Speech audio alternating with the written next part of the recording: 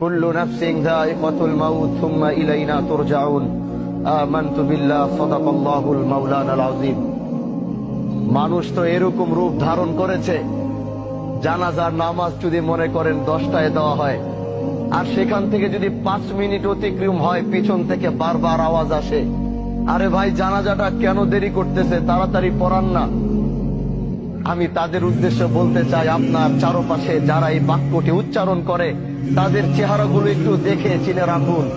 আল্লাহর কসম, যেদিন আপনি এখানে, আজকে হোক আর কালকে হোক, 6 মাস পর হোক আর 6 বছর পর হোক, এই একই জায়গায় আপনি এইভাবেই শুয়ে থাকবেন, না আপনার কথা বলার শক্তি থাকবে, না আপনার দাঁড়ানোর শক্তি থাকবে, না আপনার বলার শক্তি থাকবে।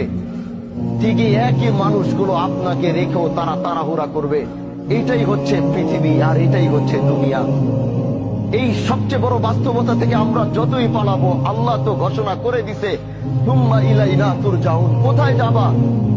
7 সাগর 13 নদীর নিচে, 7 সাগর 13 নদী পার করেও যদি তুমি লুকাবা, যেদিন আল্লাহর সাথে তোমার মুলাকাতের সময় আসবে, পৃথিবীর কোন বাদশা নাই ওদিন তোমাকে আটকাইতে পারবে, পৃথিবীর কোন ক্ষমতাশীল ব্যক্তি নাই ওদিন তোমাকে ধরে রাখতে পারবে।